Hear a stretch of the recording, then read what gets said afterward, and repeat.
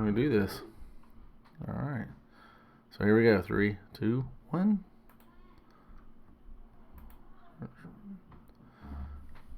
Hello. Welcome to Reimagining Star Wars, the New Year's Day edition. And let me run the intro so you can see who we are.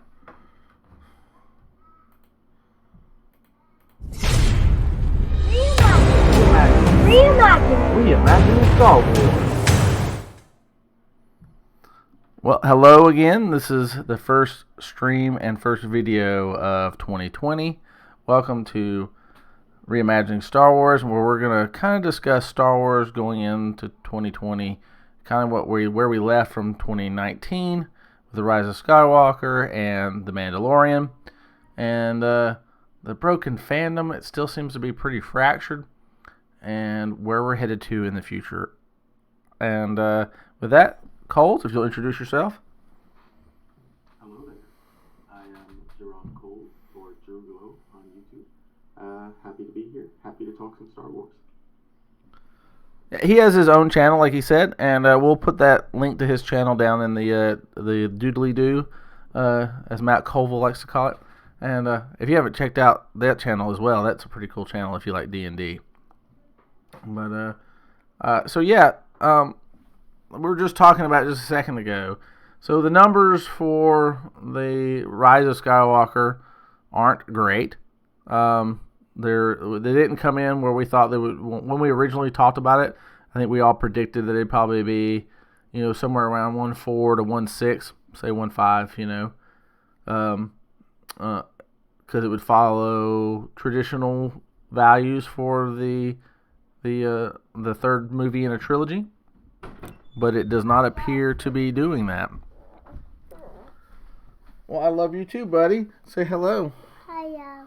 So we have little Ren here and Vega, but it's time for them to go to bed. So Daddy, let's lean over and say goodnight. where's my toy? Oh, I don't know where their toy is. So why don't you say goodnight? I'll get it. Good night, Dad. All right, you say goodnight too.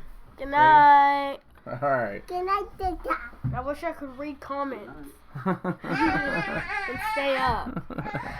All right, sorry for that interruption, but kids have to say goodnight and they have to see what's going on.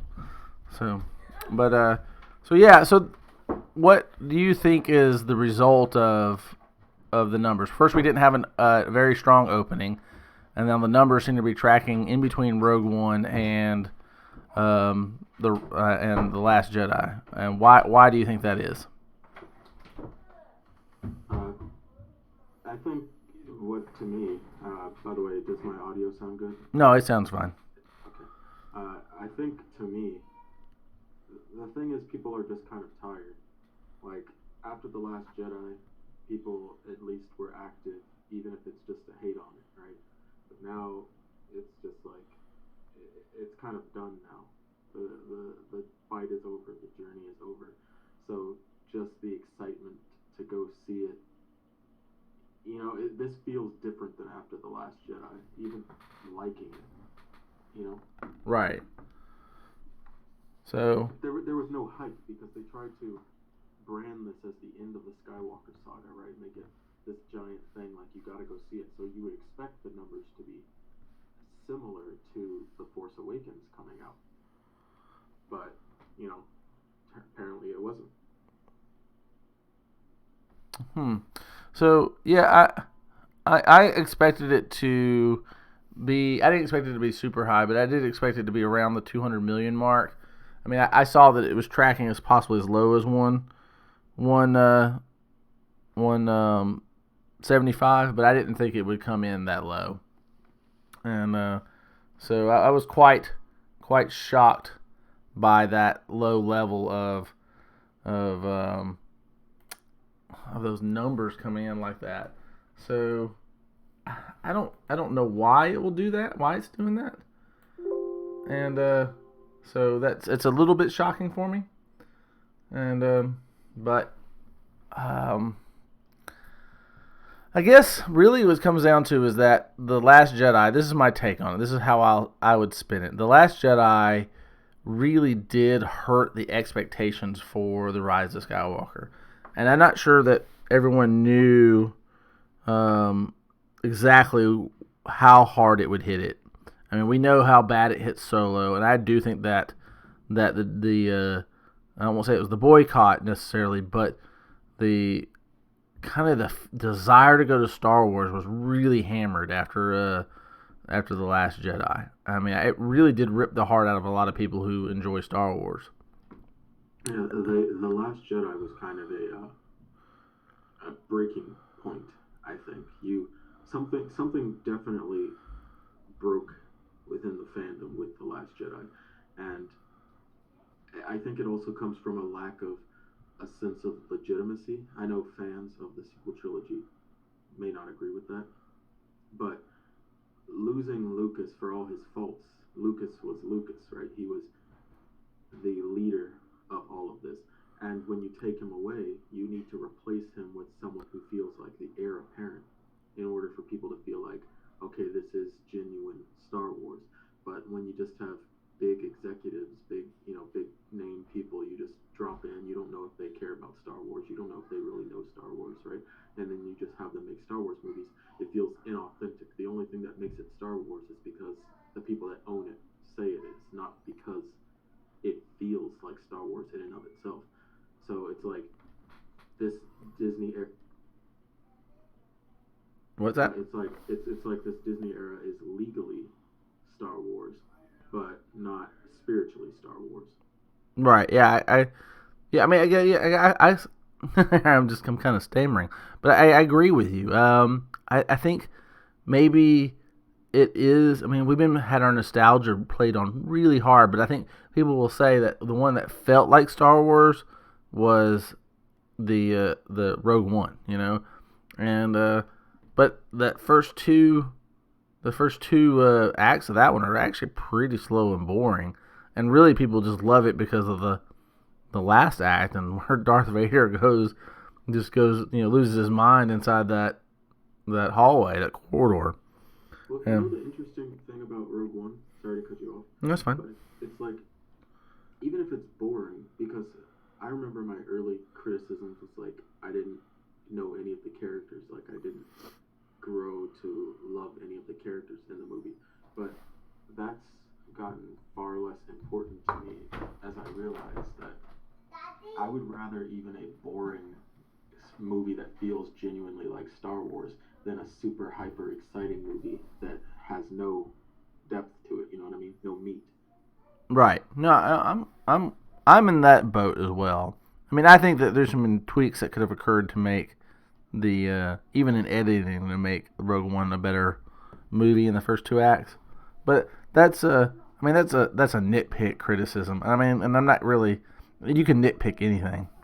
Yeah, Rogue One's not perfect. It's just I think it's the best they've given us so far. No, I would agree with that. I absolutely agree with that. And it feels like Star Wars to me. I mean, so I think that says a lot. I mean, how do you describe a feel? I mean, it's Exactly. I think it's a subjective thing to say what is good Star Wars, right? What is real Star Wars? What feels like Star Wars? But I think there are objective things that contribute to that, like the philosophical things. That's where the Last Jedi messed up, because it changed the underlying philosophy in the name of subverting expectations, challenging what we know. But the worst part is it did all that just to set it back to what we expected in the first place, right? They deconstruct Luke in order to challenge our thoughts on the Jedi, our thoughts on Luke himself, only to at the end say, okay, I was wrong about everything, and the Jedi are great, and the Jedi should stay. So it's like you wasted all of that time. No, absolutely. It didn't need to be told. I mean, yeah. So I think Wisecrack did a thing on this, and they also did the legitimacy crisis for Disney Star Wars, and just like what you talked about, Wisecrack actually has a lot of good videos in that. I'd highly recommend you watch their stuff if you haven't already. I'll put a link down for the legitimacy crisis since Kols brought that up. But I mean, I think if you can kind of realize that first you have to realize, you were talking about the heir apparent, right? I mean, Lucas handpicked Kathleen Kennedy, and so you would think just on the surface that is the heir apparent, right? Good thing. And so, but I think we've had conversations with Thor. I think he said it on his videos too.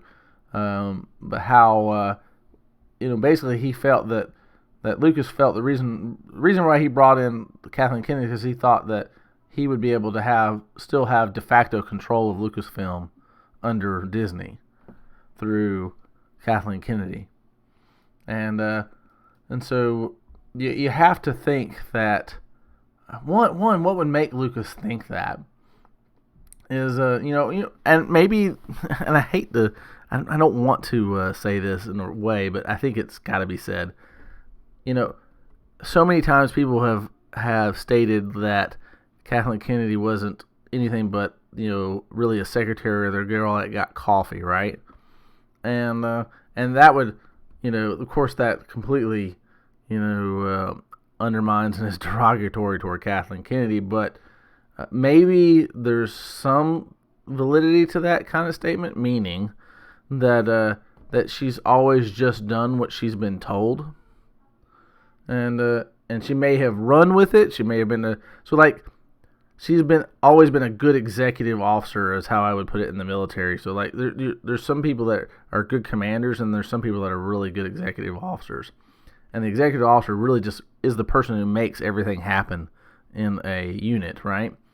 But they still need a direction, and that commander gives the direction, and so maybe, just maybe, Kathleen Kennedy has always been a good executive officer. Doesn't make her a bad soldier, or doesn't make her a bad leader for that matter. Just means she's not a good commander. And if you put that in the military term. Now, she can get everything done. She's the one that has some forethought, but she's just not the person who can visualize things. She's not a visionary. Right, and I mean, I to be honest, I'm not an expert on Kathleen Kennedy's career or anything like that, so you may be right, or let's just say everything she claims is true, right? Just let's even say that. Then that doesn't necessarily mean, though, she still should be the creative head of Star Wars, because Lucas, in his book, right, or in Bob Iger's book, or wherever I read this, it might have been in the Charlie Rose interview, but Lucas wanted to maintain creative control.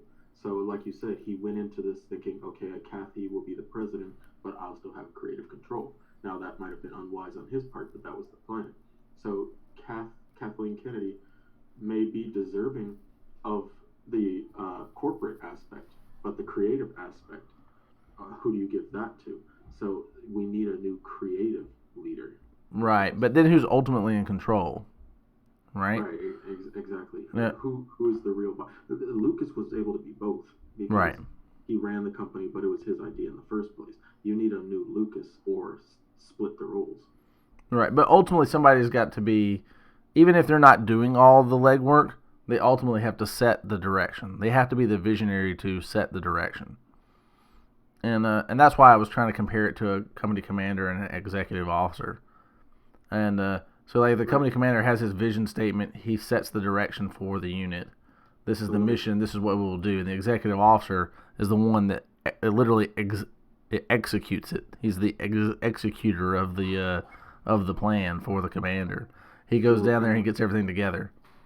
So kind of like the director and executive producer of the movie. Right, exactly right. The executive, she's been the executive producer, but there's different levels of producing and executive producing. So you might have your creative executive producer. So George or Spielberg have come in and said, this is my vision, this is how it will lay out, this is how I want the story told, I want to see you, and he'll go in and he'll maybe have you consider this shot, this type of framing, and so he actually gets into the weeds and makes sure that they're doing everything and he makes sure that the story is being told right.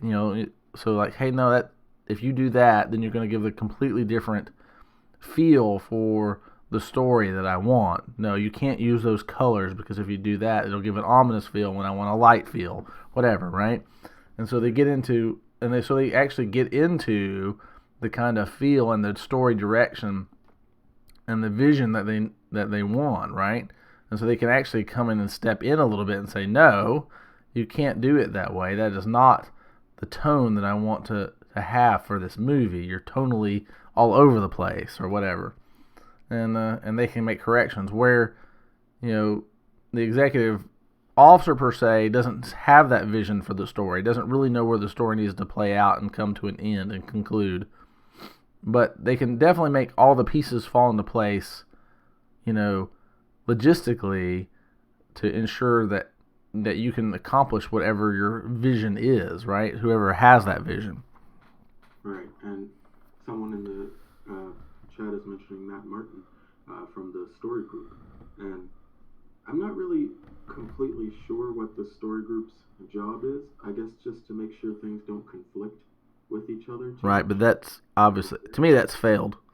Yeah, I mean, it feels like it's failed completely because who is making sure this feels like Star Wars? I don't think that is a role that is filled, right? Like Kathleen Kennedy, she may be the perfect person to market Star Wars. Maybe she is, right? But you need someone who genuinely knows the property, and I don't know, I can't judge her as a fan, but based off what's been produced, and Disney, keep in mind, Disney has made good Star Wars, right? The comics have been fairly good. Rogue One, like we said, was pretty good. But this main trilogy... Mandalorian's really good. Mandalorian, oh, how could I forget? Mandalorian's really good, right? But this main trilogy, which should be their main project, has been the most controversial part of their ownership, and that's the most disturbing part, because you would think the leadership would be most directly involved with that. So these side stories, these smaller stories, might be more independently run or ran by, more direct fans, the Filonis, the, Charles Soules of the world. Whereas at the top, it's more corporate level people who are trying to calculate what people will want to see in a movie and not actually putting their heart into it, Right. I mean, but I do think there's some level of corporate decision making. So, I mean, I look at, and I said this, we had this joke the other day, we were talking about how Rey is a Disney princess, right? And so we were joking about it. 9 spoilers might be here, by the way, guys.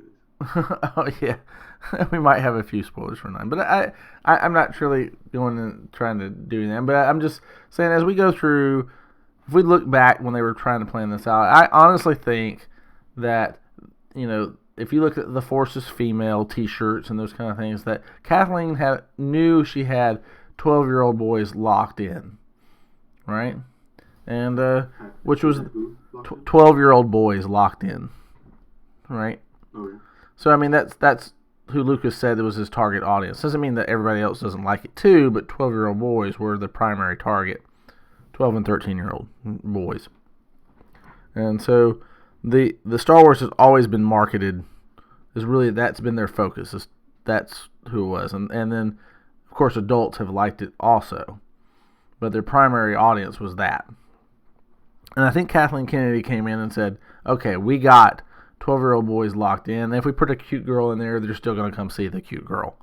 I honestly think they thought that. And they said, now how do we make that cute girl also appealing to women so we can also capture the 12-year-old girls out there? And so I think this is the kind of conversation that occurred. How do I get 10 and 12-year-old girls if we already have 10 and 12-year-old boys locked in? And so what the story that they begin to tell, that they believe will tell that, is they tell a typical Disney princess story. I think that Rey's story is not that much different than, say, Elsa from Frozen, right? Yeah. She has powers. We don't know where she had them. She just always has, right? And what happens in the second one? We find out that her mother was... Wait. Huh? Spoilers. I haven't seen Frozen Frozen 2. Oh! Okay, well, I won't talk about Frozen 2. You can go ahead. Something actually already got spoiled. Well, I just spoiled it? No, before. Oh, okay. But I was just saying that basically then we find out that there's a lineage that creates the powers that Elsa has, right? And so if you think about it, even though the bridge is with her sister, there's a bridge also in the Rise of Skywalker in a sense. And so ultimately what you have is really, I think Rey is an Elsa character, and she has been through this entire thing. She is literally a Disney princess, and that's the story they wish to tell. We just don't have nice music to go along with it. We have good music from Williams. We just don't have musicals. I think now, in retrospect, after seeing 9, we can craft that as the story. But before 9, I kind of find it hard to interpret, because I've kind of been thinking about this phenomenon with Rey, and people genuinely really love the character of Rey, and I didn't really understand, but what I've been able to kind of try to extrapolate is that Rey kind of is just so generic of a character, so bland of a character, that she can really represent whatever you want her to represent, right? If you say, she can be, she's a nobody, anybody can be a hero. Right. Okay, I mean, that's a known thing. That's not really some novel statement, but because that's what they tell us, we say, oh wow, that's beautiful, that's amazing, I love that. If you want her to be a feminist icon, she can be a feminist icon. If you want her to be, whatever you want Rey to be, she can be that, because she actually hasn't said anything, right? No, absolutely. I mean, really the Disney princesses are that. I mean, that's what they are. Little girls project themselves onto these characters that are Disney princesses. Now, in all honesty, and here's the accusation of Rey being a Mary Sue, and I know this always goes derogatory because people think that a Mary Sue just means a bad character. It doesn't mean that. A Mary Sue just means a character that fits into a zone that she's loved, and she doesn't have to develop. So I mean, because there are arcs, so you can even in certain cases, you can say Captain America is a Mary Sue or a Gary Stu or whatever you want to call them. A lot of anime characters in there. A lot of anime characters are, and the reason being is because and they meet this criteria is because we're able to project ourselves and have a hero fantasy through them. All right, and that's important. Boys need it too. Girls need it as well. Typically, that character has, so you have what they call a flat arc. All right, and that is a Gary Stu or a Mary Stu kind of arc where they don't change; they change the world around them. All right, and so that is a writer's arc. So the idea that this is a bad writing arc is not necessarily true. And now they can be. I'm not saying that, but that's true with any arc. So, so what I'm trying to say is that typically Disney princesses are Mary Sues, and we love them. So why do we not like Rey? Let's just say that for the sake of argument that Rey is a Mary Sue.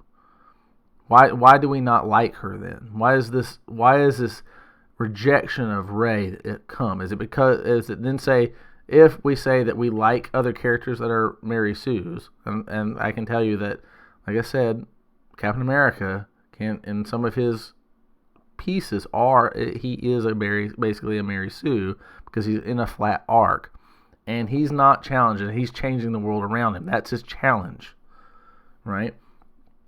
And so.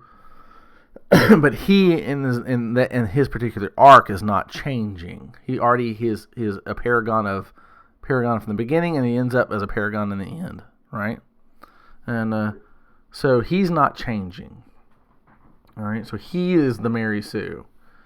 Same thing. Rey is not changing. She's changing the world around her. She has powers she doesn't understand in a world that's a fantasy. And we think there's rules, but apparently she's bending those rules, right? and but she's the paragon, and so what we're trying to, so the question becomes, why do we not like this character? And if we like other Mary Sues and other characters, is it? And I happen to think that it's just that we're looking at the way the rules have played out before. So to me, this is a continuity issue, not a character issue. And so remember when I did the when I did the guidelines for a prosperous canon, one of the most important things that came out was continuity, and that's continuity of characters, continuity of the rules within the universe, and the continuity of tone even. So these things are really important, because if you change the rules in the middle of the game, people reject that. They go, no, that's not how it was.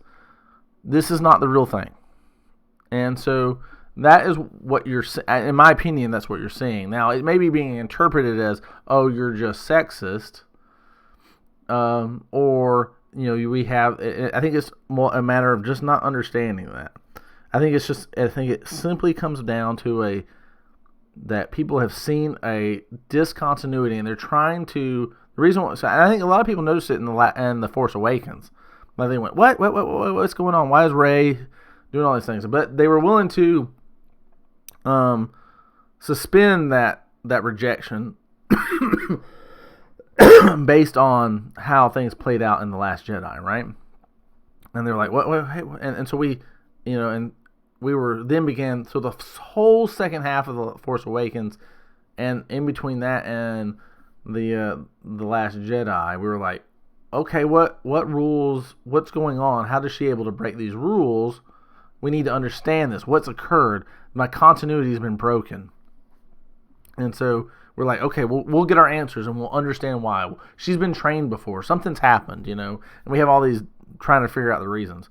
And so we're trying to reconcile the continuity. When that didn't happen, and then we saw that Luke was also not the Luke that we saw before, there was no build-up for the change in the continuity of his character, we rejected The Last Jedi. He had a large rejection of The Last Jedi. I think that the people who love The Last Jedi, I think Kathleen Kennedy was right that she would get new people into Star Wars. And Santa even talked about this. When he talks about his wife loves Rey. She never watched Star Wars before. She never liked Star Wars before. But she loves the sequel trilogy. So, and she doesn't care about the continuity of the other movies. She doesn't care about the other movies, but she loves the sequel trilogy. Yeah, I agree with you. If you're done, I was going to agree with you. I think continuity has really been the big thing, because Force Awakens is kind of the blame for a lot of this. Maybe in like in the future, when now that all three are out, people who are catching up, watching all three at the same time, it won't be as jarring. But you got to remember, it's been 4 years or so for all of this, and we've gotten no answers this whole time. The Force Awakens set up a whole bunch of things, including who are Rey's parents, who is Snoke, who is this, who is that, and then chose not to answer, chose to pass the buck onto the next movie. But the next movie then said there are no answers, right? Or they don't matter. So now that's another 2 years where we have no answers. So this whole time, and it doesn't feel continuous, because the last two trilogies have focused on a Skywalker. The original trilogy was Luke Skywalker, and we immediately in A New Hope learn that Luke is the son of a Jedi Knight named Anakin Skywalker. We learn that immediately. We know who Luke is. He's not just some random guy. Then the prequels, we learn about this Anakin Skywalker, and we even learn about his origins. It's mysterious, but we learn about it. So we know who these guys are. We know they're Skywalkers. We know their origins. We know all of this. We're given answers immediately. Whereas in the sequels, they're bringing Star Wars back, but they need to put us into the world, right? Right. Been out of the world. They need to put us into the world, but they're not doing any world building besides rehashing A New Hope again. They're not doing the necessary world building to put us back into the world. So now people are wondering, how can Rey do all of this? And I chalk it up to, they wanted to say, Star Wars is back, everybody. It hasn't been around since the 80s because we know you all hated the prequels. So the real Star Wars is back. And they wanted to have all these force powers, mind trick, all of these things, lightsaber battles. But they didn't want to use Luke Skywalker because every time they wrote in Luke, it distracted from Rey. So they gave those powers to Rey. They let Rey do the lightsaber fight and somehow beat Kylo Ren. They let Rey do the force mind trick. They let all these things go to Rey. And although that was a creative decision in the real world, it ended up creating in-universe issues. But because there's the lack of desire to answer questions, which still continued in the Rise of Skywalker, it leaves this hole of things not making sense. So it's like this break of continuity, and you can't steep yourself into the world. Now you can choose to ignore past continuity and focus on the sequels for just themselves and just what they are. And when you do that, it's a bit easier to swallow. But if you think this is supposed to be episodes 7, 8, and 9 of a 9-part story, these last 3 movies don't fit. It's like a puzzle with pieces that don't fit.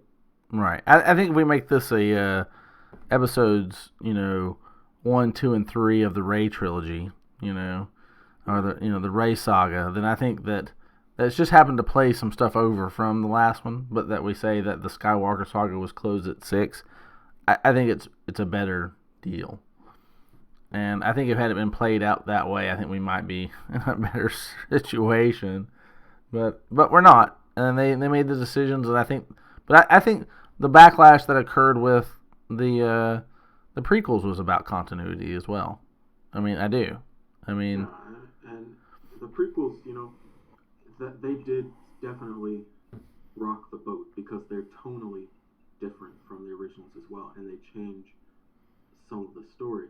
The thing is, though, personally, I would rather someone I trust with the story to tweak their story than people I don't know to come and change the story.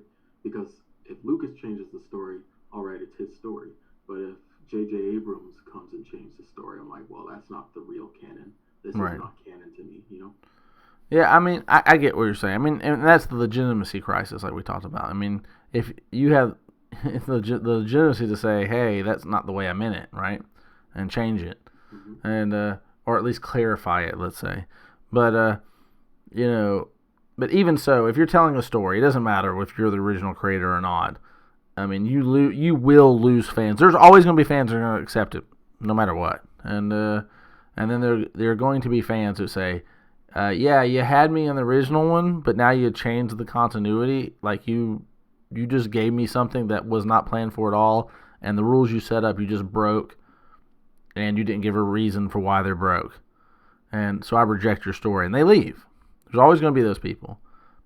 And so there was enough people who did that in the prequels that you had a backlash. So, I mean, I get what you're saying, that there's legitimacy, and people can either accept the changes or not. And many didn't. And I think that backlash was still real when Disney took over. I mean, to be honest, even if George did the sequels, that would have happened again, right?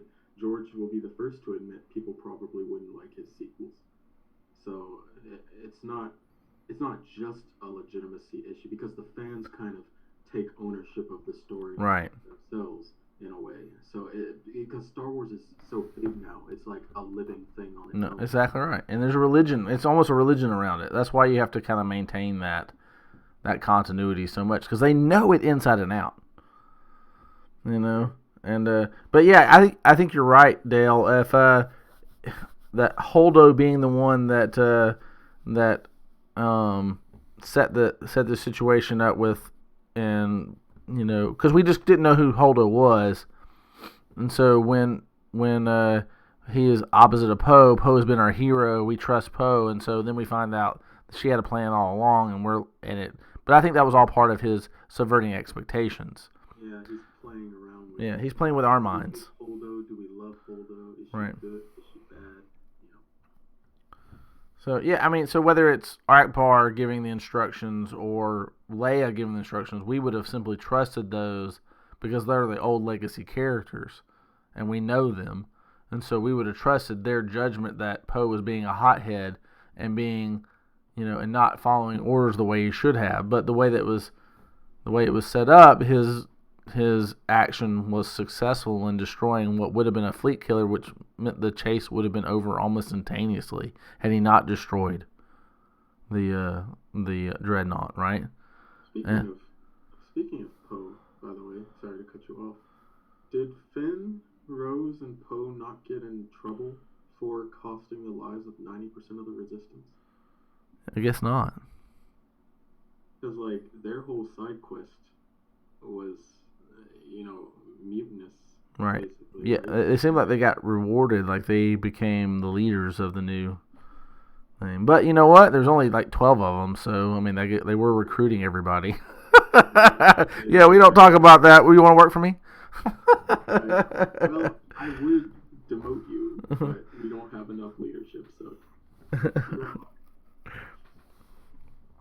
So, you're talking about the question, were they not demoted? Is that the question, Dale? Why were they not demoted? Or is there a different question? Yeah, why didn't Finn, Poe, and Rose get in trouble Right. in some sort of way for costing the lives of 90% of the Resistance? I mean, I don't know. I mean, is it maybe because the Resistance is completely voluntary? All right. So did you hear the question that time, Dale? I typed it for him too. Okay. But I guess it has to be that it's voluntary. I mean, that's got to be the reason. But I mean, it's one of those questions you're not supposed to ask, really. And but there's too much of that, I think. oh, I agree. I mean, but the entire movie of Rise of Skywalker is that. That's why the pacing is so fast. So like, I just put I had just right that his take on the Rise of Skywalker, and I posted that on the server, and so yeah, I mean, and he's a Last Jedi lover, but he tears it apart. I mean, it's so crazy because he talks about what was set up and what the Last Jedi was trying to do, and he juxtaposes that with the Rise of Skywalker and why what J.J. Abrams is doing, and I actually agree with everything he had to say about the Rise of Skywalker. It's really fast paced. It's meant for you not to ask questions. It doesn't give you time to breathe, to think about what's happening. It just takes you from ride to ride to ride to ride, and so it doesn't matter that it doesn't make sense. You don't have time to think on it, and it creates this phenomenon that the more I think about the Rise of Skywalker, the more I see that it's probably not actually that good of a movie. I like it more than The Last Jedi just because it maybe damaged less stuff and was shiny. But right. Beyond that, what did it contribute to the story? What I'll say is it adds some really cool concepts, and if it had been two movies told with time to breathe to get us there, it could have potentially been really good. But the stuff, right? The stuff it adds, though, like, I mean, I guess I just don't understand the Force anymore, and I have to relearn what the Force is, like with the Sith. Like, that can be an interesting thing, but like, what does it mean? What does it mean to be all the Sith? So it sounds like he's saying literally, when you kill your master in anger, their spirit goes into you, and you are the next, heir of all the Sith in the line. Right. I mean, that's how I perceived it. I perceived it as essence transfer, and the same way that it was before. And I guess, I like this idea. I kind of like the idea of it being Legion, the Demon Legion, right? So it's out of many one kind of thing. So many demons in one, and so I kind of like that idea, and I like that trope of an idea. And so again, it's a concept that I really, really liked, and so it needed a lot more development, and we just didn't get that. I mean, I think that's if I have to say one issue with the Rise of Skywalker is that it is so rushed to get us from point to point to point that there's no time, and there never was time to develop it into a really good story. Well, it's they're just not gonna give us details on that if they don't even tell us how Palpatine survived in the first place? No, absolutely. I mean, they're moving past it because they don't want you to ask those questions. It's not questions they want you to ask. They just want you to be overwhelmed and awed and moved on. And That's crazy to me. He literally said somehow Palpatine returned, and this guy is like, oh yeah, cloning Darkseid, makes sense to me. Sounds legit. What is and you throw in a prequel quote that the dark side is the pathway to many abilities some consider to be unnatural. Right. And that's supposed to just, it's fine, don't worry about it. Dark side. Boop boop magic. Exactly, magic. Okay, undo Return of the Jedi and just hand wave it away. That's right. No, absolutely. I mean, I get it. I mean, I get the complaints. Like I said, concepts were pretty awesome, though. I think it could have been. To me, that saying right there, it could have been, is the ultimate statement for this sequel trilogy. Is what could have been. Make it 4 hours. If this was 4 hours, maybe they could have fit it in. Yeah, if it was me and I was making the executive decisions, this would have been a 2-hour movie and it would have been part 1 of episode 9, and we would have gotten the second part in May of 2020. That'd be good. Or you can call it episode 10 for a nice round number. Yeah, or episode 10. 9, part 1 and 2. Yeah. And so don't marry yourself to the trilogy. If you don't feel happy with what was given to you, tell the next story and you split it up and you do that. And then tell it in such a way so it all blends together so that you're not really retconning per se, but you're just kind of making it flow. I mean, I still think that my retcon or idea to explain why the holdo maneuver worked, was a perfect idea. Because you just simply say, when the back line should have been, in my opinion, when they said, why don't we do the holdo maneuver? No, it's 1 in a million, was what they responded. Would have been, nope, they're not tracking us, and you would have gotten that instantaneously. Oh yeah, that's right, they were tracking them in the Last Jedi. That's what made it possible for the holdo maneuver. And I'm pretty sure they used a holdo maneuver in the Rise of Skywalker. When you look over the Ewoks, right? That's what I heard too. It's like split in half. I thought it was. I guess it's 2 in a million odds. Yeah, 2 in a million. Maybe there's a million Star Destroyers out there, so you have to. It worked once. They couldn't get off the planet. The ships don't know how to get off the world.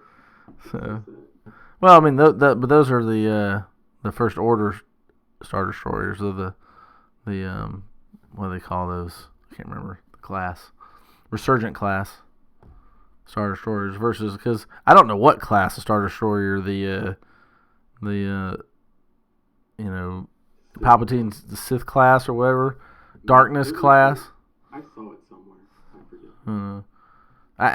I really don't like the idea of every Star Destroyer having a planet-killing gun. 1 million Death Stars. It'll be amazing. So, I mean, but I would have been okay with them having like 1 reactor level capable, being able to do what they did with 1 reactor to Jeddah, for example. I mean, that was already set up. You could have kept that.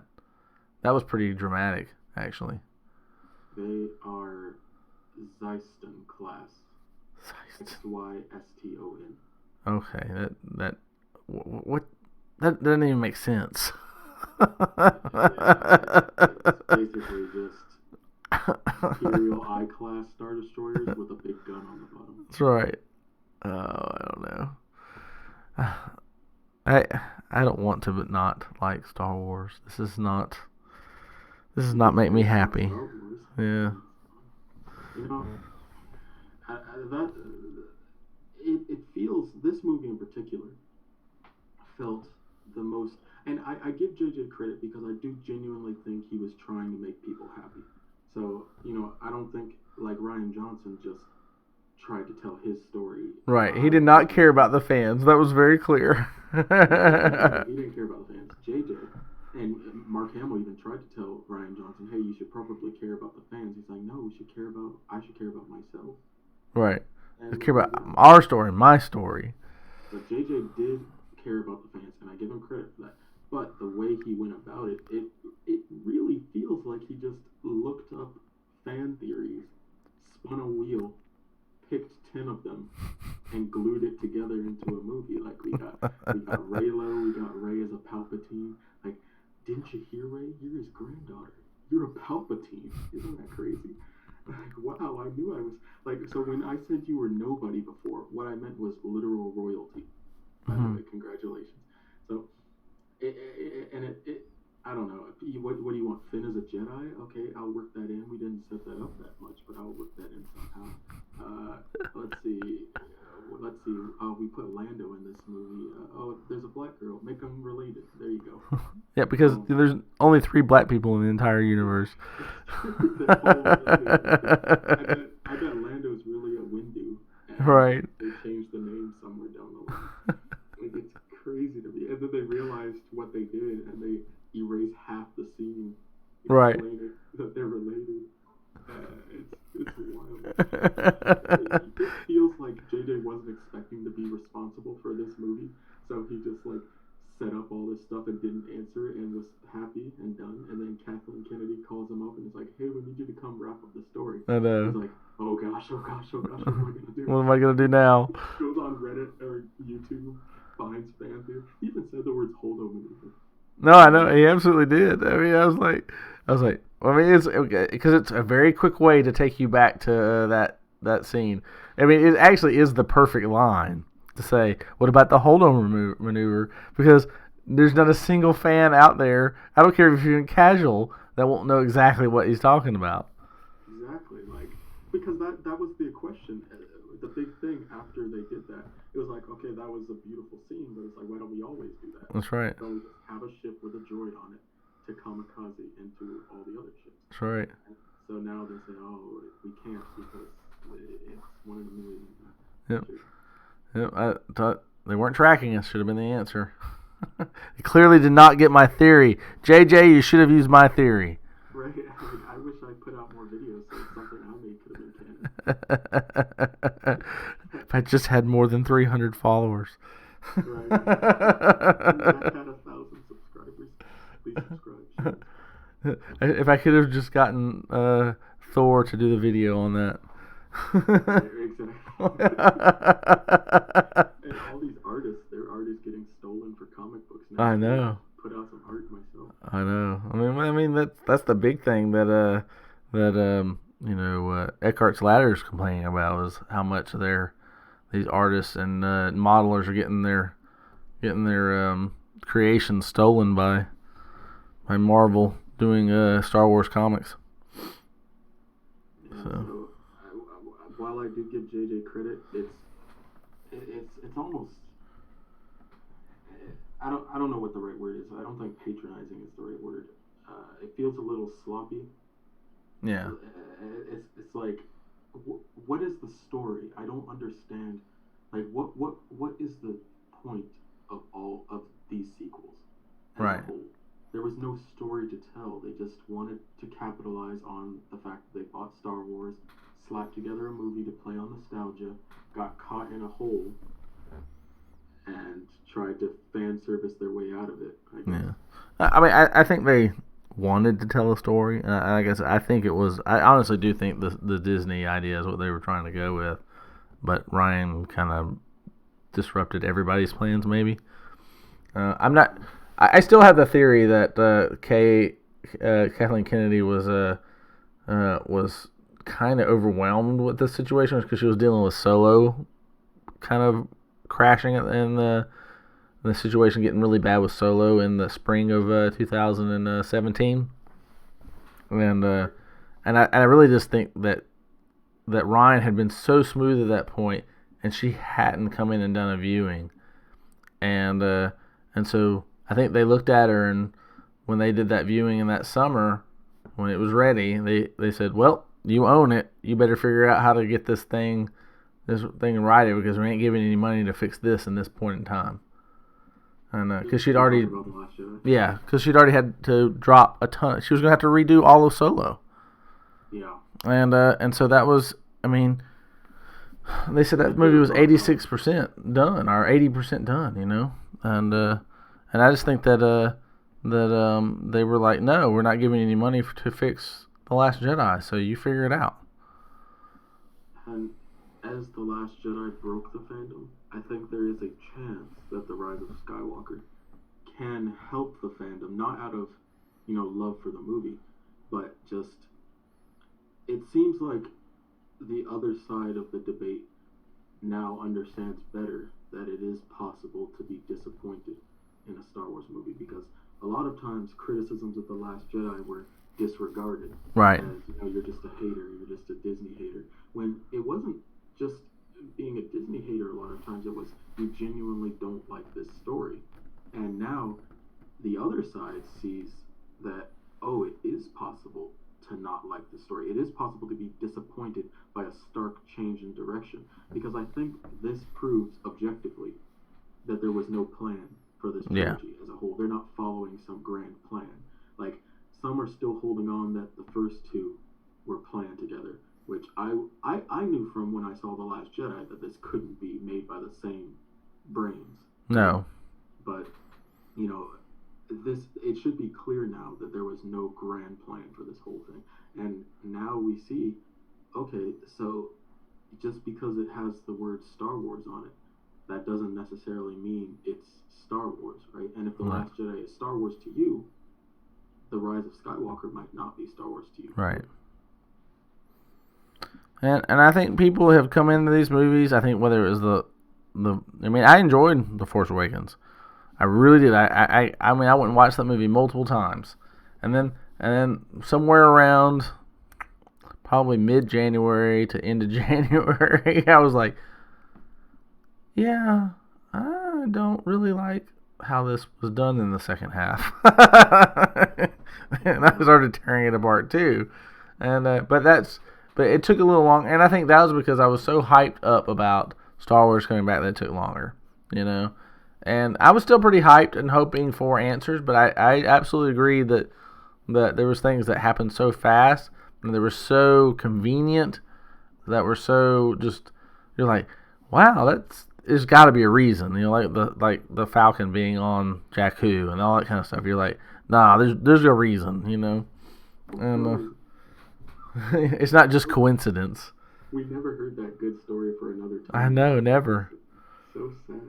Because everything was just a coincidence, and had a second chance.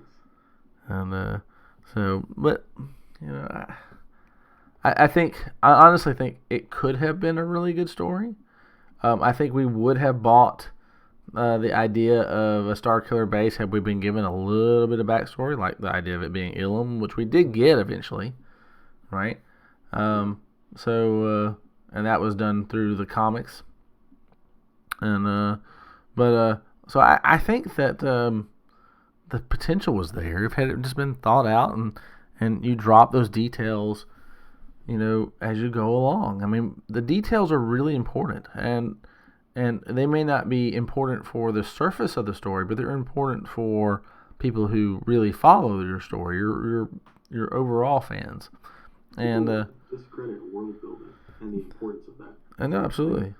The prequels, for all their faults, right? They did world building. That's one thing you can't knock them for. Right. Even if it was like 2 hours of political shenanigans, walking and talking in front of green screens, blue screens, right? They established the world. And this, it's almost like there wasn't enough politics. Right. Like I'm feeling the need to hear some more politics, right? Right. Because I don't know what this world... I had to ask the question the other day, what even is the First Order? Right. I've been talking about this stuff for years now, and I don't really know what the First Order is. I guess I missed a book or something where they explained it.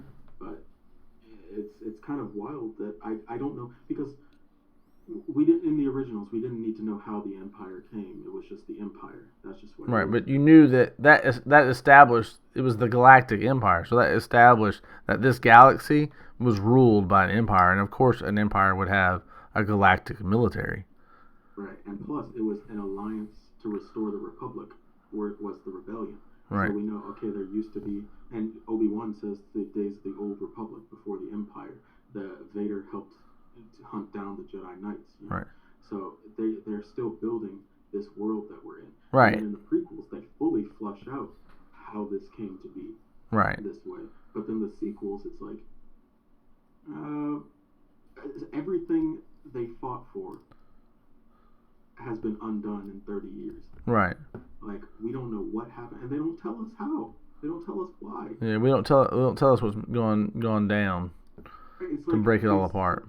A soft reboot, I think, was the worst possible decision they could have done, because now it's a detriment inherently, I believe. So not that you couldn't still make a good movie out of it, but I think for the coherency of the story, I think it's a detriment, because now Luke has made no progress with the Jedi in 30 years. The Republic was destroyed in The Force Awakens, right? The New Republic was Right. destroyed, so even that's gone. It's like everything is gone, so what was the point of all of this? Right. New Empire is back, which turns out actually really was the Empire, basically, because Palpatine was pulling the strings. Right. I mean, and I think that would have been the brilliance. Like, this potentially could have been brilliant. I mean, there's several directions they could have gone. Actually, they could have moved the Thrawn trilogy, for example, into to now, to the scenario where they have there. So Thrawn returns with the remnants of the Empire. That could have been a possibility, and we find that in your place, what was his name, Jorah Sabath or Kabath, or I don't know how to say that guy's name, but that was his cloned Jedi that he had in there with Ezra, or even bring back Palpatine. Like, maybe he was the one that orchestrated the return of Palpatine, and you don't. I mean, I'm not saying I know everything, but I'm just saying that there's ways they could have proceeded to get to this, and where Luke has an academy and everything is going there, and then boom, it falls apart. Like, our initial bit could have been, getting us to the new threat, introducing the new threat, right, and explaining where they come from. And I've written, the crawls that kind of explain it. If you, as you know, I was working on the, my Force Awakens rewrite, and that ran into difficulty, so I didn't get it out this fall. But yeah, I mean, and in that, I try to piece it all together so you understand where the First Order comes from, right, in the opening crawl, and it's more in depth than just from the ashes of the Empire, which is what is given to you in the Force Awakens crawl. So that way you understand where we're at, and but yeah, his body out of the shocking that killed him. I guess maybe, possible. Anything's possible. Magic. If the Force did it. But I mean, yeah, that's all. He had to use a force bubble, right, and ride the shockwave down to the ocean moon of Endor. Right. And then he must have then carved a knife in the shape of the Death Star wreckage. Yeah, wreckage. To have the hint on how to get to Exegol, and then somehow he contacted the Sith Eternal and called an Uber to take him to Exegol. Even though they can't get off the planet, maybe they can. Maybe the Sith Eternal know how to get off the planet. There's no actual answers to any of this. He just said, "Look, I'm gonna bring Palpatine back. I'll let future people figure out." That's right. That's exactly what it is. All these blanks will be filled in by Filoni. I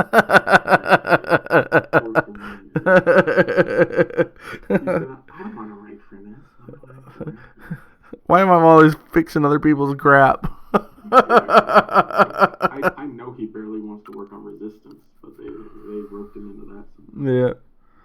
I said, well, whether you like it or not, your name is on it. Crap. I don't want to tax this with a 10-foot pole. George didn't say anything about a Resistance. I don't know. Oh my gosh. I mean, so there's a lot of unanswered say he questions. Died. Yeah. They say Palpatine died, but I don't see how he looks like a 120-year-old man. I buy that. I buy he never died. I don't know how he never died. But I think he's supposed to be a reanimated corpse. That's really what I think he's supposed to be. But what corpse? He should be It should be vaporized. I agree. Okay, but say his body, because I thought the Death Star was vaporized, but apparently large chunks to where automatic doors can still work. Well, I mean, I can kind of see this. I mean, I've lived through IEDs and things blowing up, and when you see the initial explosion, it didn't look like anything came off of that thing, and you think it's vaporized, and then you find, a chunk of frame, vehicle frame, 1,000 yards away. So let's just say it was bad 80s graphics. So it actually didn't show the chunks falling down. Right. And Palpatine was still in his throne room, basically, at the bottom of the well. Right. He grabbed onto a little corner and crawled out. He's holding on to the antenna bar at the bottom. It's this Wi-Fi antenna that he's holding on to. To his wife. Yeah. Leia. He's hanging from the bottom of it as he's flying. He's like, Palpatine. To his wife, help me.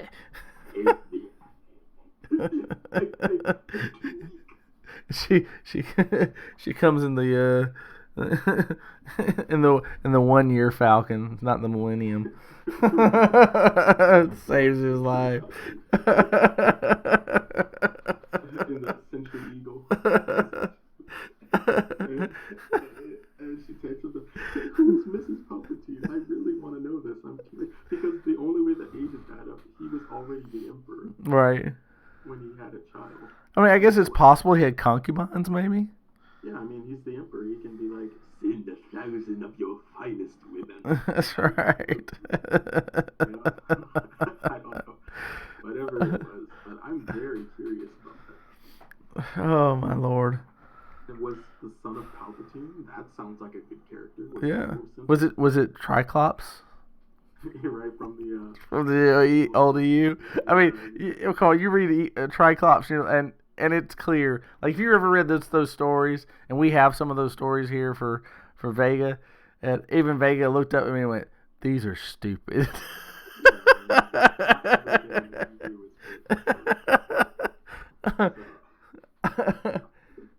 It's wild. Palpatine. You know what? Good for Palpatine. I didn't know he had it in him. Good for him. I don't. I love these little blue pills. He couldn't have done it out of love or anything, right? Because I don't see that as Palpatine. No, there's no love in that. That would just be, like I said, it's just a ruler with his concubines. Right, evil manipulation. Yeah. Evil, because here's my headcanon for it currently, right? Vader has utterly disappointed him by, on his first day out on the job, gets half his body destroyed, right? So he's like, Sai, I need to find a new apprentice. I'll just make one of my own, I guess. And so he uses his brilliant blood, right, and passes it down. But unfortunately, his son is a bad son and doesn't want to take up the family business of ruling the galaxy. So he waits for his son to have a son, and then, that's why he says, long have I waited. He's waited a long time. He waited for Anakin to grow up, he waited for Luke to grow up, then he waited 2 generations for his granddaughter to grow up. This man is very patient, I give him that. I have an inheritance for you. And the next line, I never would have guessed that the next line of that was, for my grandchild to come home. It's so sad. She never calls. You never came home for Christmas. I've been making this dark room for you all these years.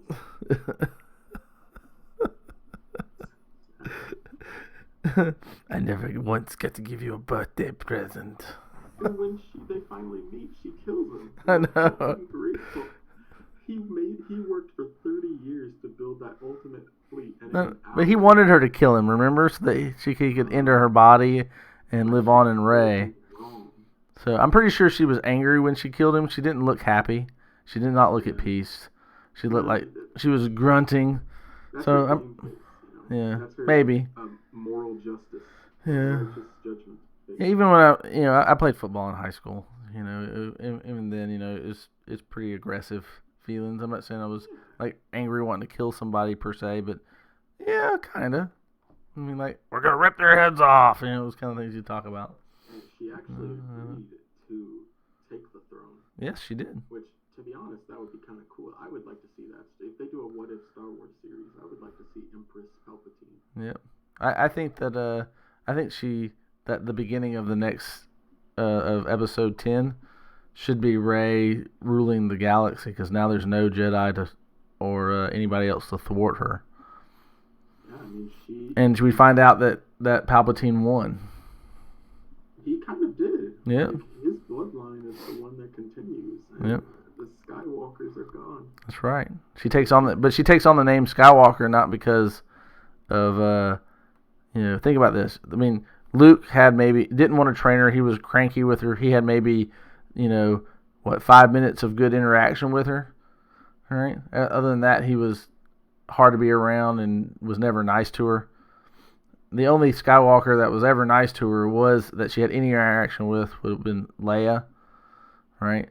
And she really was going by Organa, right? Organa Solo, so not a Skywalker. Take Solo, actually. Right. And so she's an Organa. So wouldn't she take on the Organa name, not the Skywalker name? Well, she could have taken Organa. She could have taken Solo. Yeah, but so if you think about it, she takes the Skywalker name because even at the end of The Last Jedi, the Skywalker is a hero, right? Because they're all telling stories about how he stopped the First Order with his laser sword, right? Mm-hmm. And so he inspires the next generation, supposedly, right? All the broom boys and broom. All the broom boys and broom girls, and so why would she take on the name Skywalker? Well, because Skywalker is the name of a hero. Right. All right. So how best to come and rule the galaxy than being the daughter, quote quote daughter, of the hero? Yeah, but she should have just owned the Palpatine thing. That would have been kind of cool. Right. I don't disagree with you. I mean, the name means nothing. I am who I am. Who are you? I'm Rey. I'm just Rey. I actually heard some people talking about that, because the point is, don't be afraid of being who you are. That's right. Leia said that in the movie. And then she changes her name. That's right. Which means she is afraid of being who she is. Right. I am a Palpatine. Right. But here's the thing. I'm not evil. I'm good despite being a Palpatine. That's right. But if Palpatine took her over at the end, he doesn't want to be known as Palpatine because he still has to build up the Empire again. He's in Rey's body, and he has to build up the Empire again, right? So you want to see a shot of yellow eyes. So you want to see a shot of yellow eyes right there, right? Because she's taking him over, but he takes on the Skywalker name because the Skywalker is a hero, and it's the best path to ruling the galaxy. So what? We just end credit scene. That's right. Camera pans around and you see yellow eyes. Yellow eyes, and then we know that ultimately Palpatine won. So it would be her laugh. We'd be like,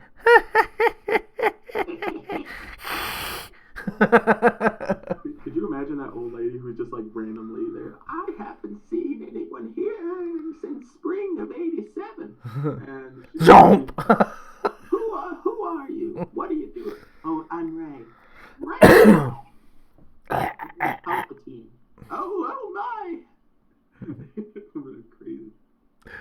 Tell the galaxy I'm back. You have a new leader. I'm going to take the throne. I'm the rightful heir apparent to the Empire. But I'll be a good queen. Right, I will rule you with goodness. Right. And I still rule you, so bow down.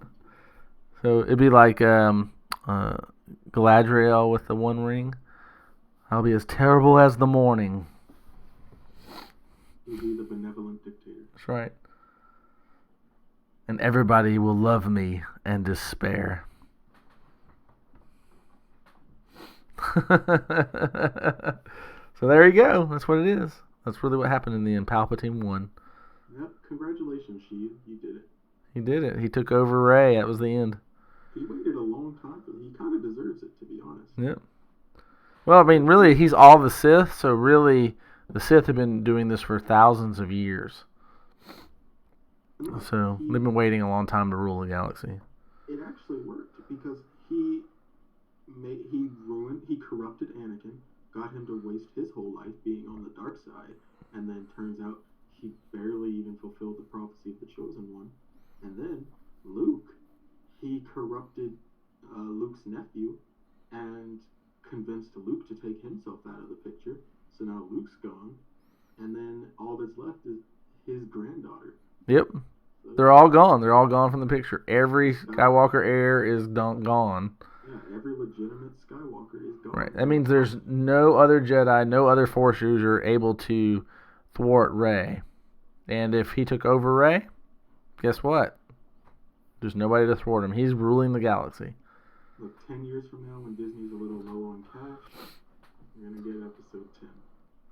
And not that Disney would ever be low on cash, but when they feel like making a little more, turns out Pops didn't die. Yep. From the same thing he should have learned to not die from. Exactly. It was intentional. So that Rey would kill him so he could take over her body. Exactly. Like, didn't you hear what I told you? That's right. Strike me down.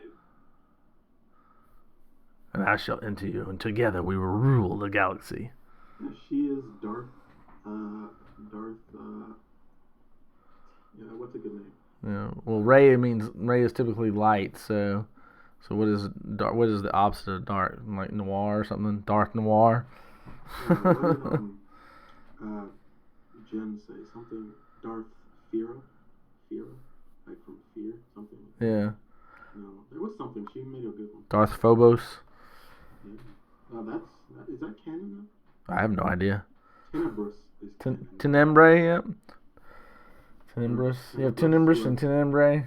I get confused by those. Confused. Was that Plagueis' master? Tenebrous was Plagueis' master. Tenebrae was Vitiate's other name. That's why it gets confusing. Right. And Revan now. Is all canon. The Revan fans out there, be prepared. Yep. I think that's the next movies. So we haven't really talked about the future. So let's close this off in 10 minutes. So everyone, 10 minutes to talk about the future here. So we've done enough complaining, enough whining about what we've been given. The Mandalorian's awesome. So, and we know we're getting a second season of that. Here. All right. We have Clone Wars 7th season coming out in a month. All right. We're going to love that. All right. I can't see us not loving it. It's Filoni's baby. He's had time to flesh it out and do it right. And even if I hated it, I would love it. Yes. And I think that even that Joden's gonna love it. so we have that coming, and then we have 3 movies, which I personally think are going to be the Knights of the Old Republic. And the reason I think this is that we know that back in May that the first script of the Knights of the Old Republic was being completed by the author of the writer of Alita Battle Angel script. All right, that was leaked back then. I can't remember her name right now. But yeah, so she was doing that and she was finishing it up. All right, and they said it was something separate from the D&D stuff. All right, so I personally think that they were having their issues with them then, and they had not locked in their time, but they were still locked on to having those 3 movies be made until when we had our D23. They locked those in, and I personally think that it'll be Dave Filoni and Jon Favreau working on those. And the reason I think that is because Dave Filoni loves Knights of the Old Republic. Does he? Yes, he does. That's good. I love it too. So, and he wanted to make Revan canon during the Clone Wars.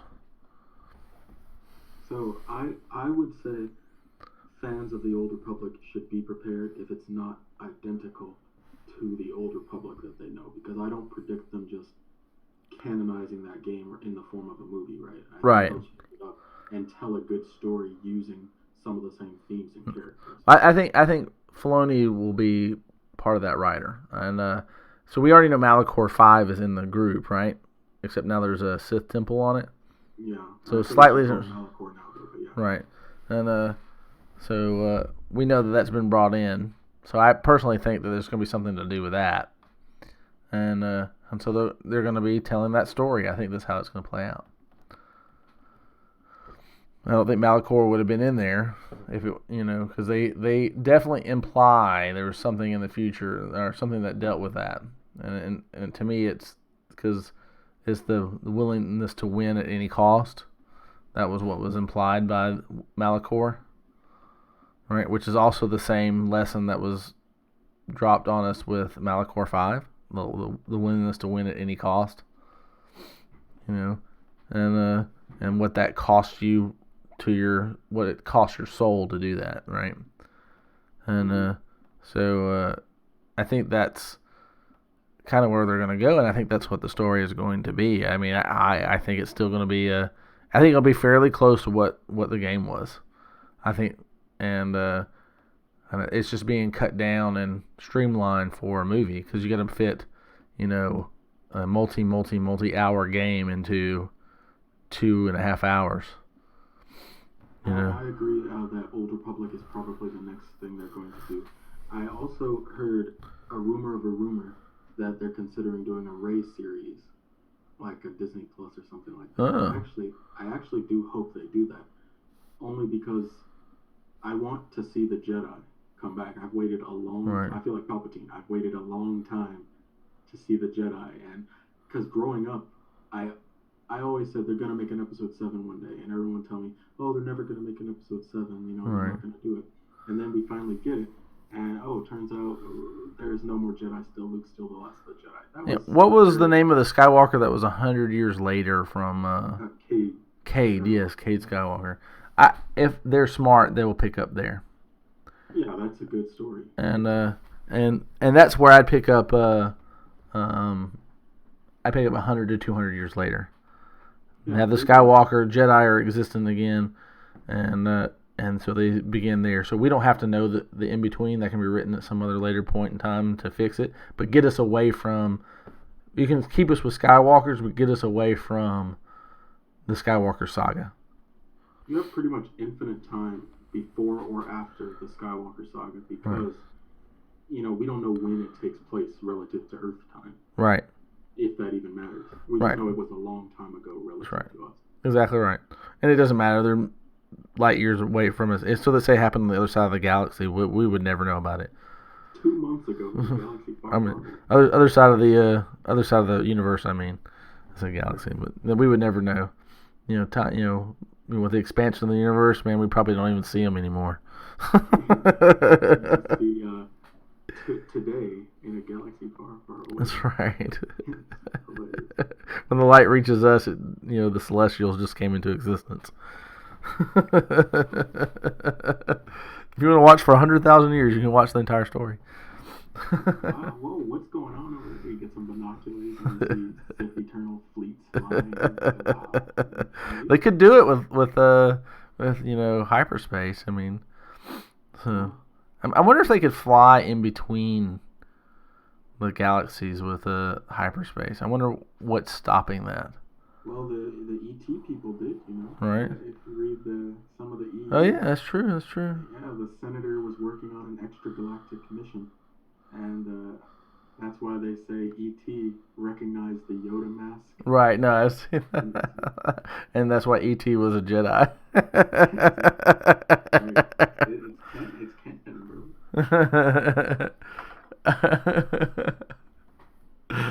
So that species is a canon species. No, it is. It is a canon species because it's in the Senate chamber, and but so I mean I guess the best part about the Rise of Skywalker is that it finished off the first foray into Star Wars by Disney and Lucasfilm under Disney, and I guess what it has done is it's highlighted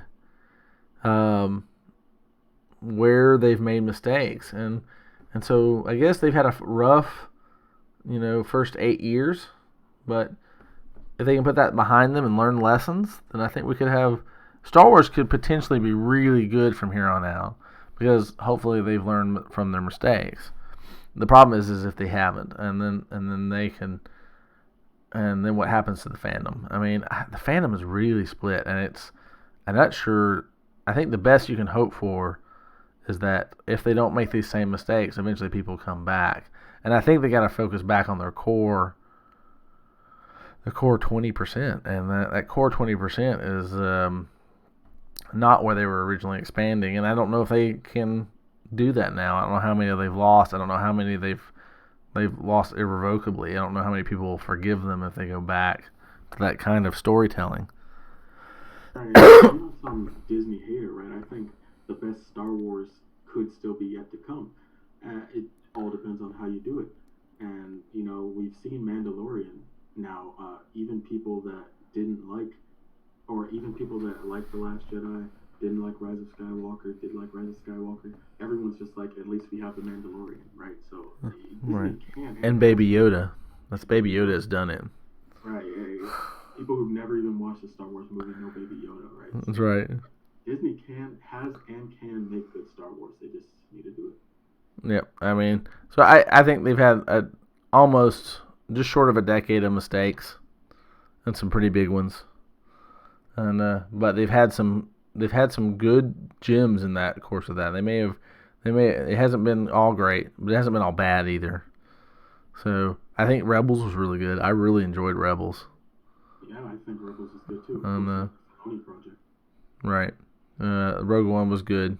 I enjoyed Solo, though I didn't enjoy it as much as the EU. I would rather them not have messed with the EU and leave that one kind of canon. And if they had brought that in as a trilogy, the original EU version, I mean, and I don't know why they can't do that. Actually, I don't know why there is an aversion to just making the books into films. I don't have books. Remember, she had no. So like we have 800 books and comics to draw upon. Just left us with nothing. Just abandoned us on our own. It's so sad. He gave us nothing for the movies. He didn't give us any scripts. If he'd just given us some story treatments, we wouldn't be in this situation right now. Exactly. Like blame George, not us. Oh. It's truly sad. George just gave up on Star Wars, and now this is where we're at. First he ruins it with the prequels, and now he screws over Disney for the sequels. George is a stiff boy. Jar Jar Binks was his Darth Jar Jar was his character insert of himself. That's why he rejected it. Darth Jar Jar. Jar Jar is the king of all of it. George said it himself. Oh man. So yes, I think if they go, I'm still hoping for Knights of the Old Republic. I think if they do that and they do that right, and they continue on the path they are with these series and Mandalorian's good. I think Kenobi's going to be really good. I am a little worried about the Cassian Andor series. I'm a little worried about delving in the rumors of the Rose Tico series. Please don't do that.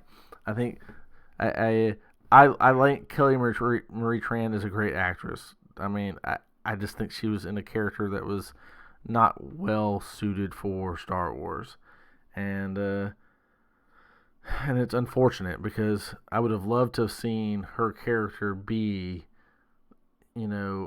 something that we could look back on and really enjoy. I just don't think that many will, unfortunately. I think she is unfortunately a forgettable character.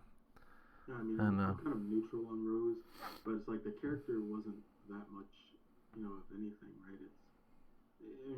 She was fine. She wasn't bad or anything. No, she wasn't acted bad. She wasn't, that wasn't the issue. I mean, Kelly Marie Tran did fine, and the backlash she received really should have been all directed at Ryan, and so I mean, she didn't act it bad. I mean, there's nothing bad about Kelly Marie Tran. It's just that the character of Rose was not well developed and could have been so much more in the appropriate scenario. But it is what it is. So we have a character that many people will forget and not want to remember, and it's unfortunate for her. Disney Plus show.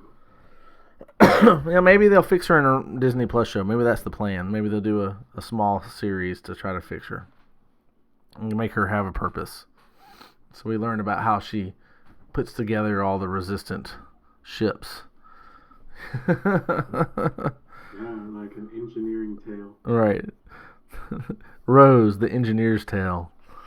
That's what we've always wanted.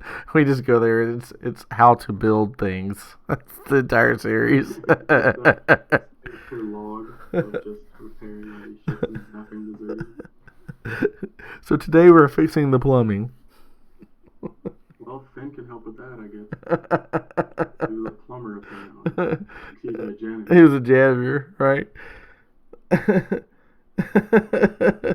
All right, let's go ahead and wrap this up. But so thanks, Kols, for coming on. This has actually been a lot of fun. But a 30-minute talk turned into an hour and a half. So anyway, I'm working on part 2 for how to write Star Wars fan fiction. I think it's pretty good, and I think you'll enjoy it when it comes out. So expect that in the next couple of days. If you are a fan fiction writer and you like Star Wars writing Star Wars fan fiction, please come check us out at the Star Wars Fandomverse. I'll put a link down in the doodly-doo, and so that you can come by and check us out. We don't always have all the time to read everyone's fan fiction that comes on. That takes a lot of time, and plus we're also working on our own. But we want to, and we're hoping that as a community we can all kind of critique each other and get better at doing this. Additionally, which the main purpose of our fan fiction is really not just to write our stuff or encourage you to write, but also to produce it and make it into YouTube type material. So we're talking whether it's motion comics, whether it is audio dramas, which Kols here is a big part of that because he is an excellent voice actor. And if you haven't done it already, please check out his channel and review his work, because as you develop your stories and you're going to need somebody to voice out your things or even read your story if you want to put it on a YouTube channel, yours or another, he has the excellent voice for it, and I highly recommend you check it out so you can kind of peruse his talents. So again, his but it is true. So I'll put his link in the doodly-doo. Please check out his stuff. And with that, everyone, please like and subscribe and share with your friends. And have a good night, and may the Force be with you. May the Force be with you.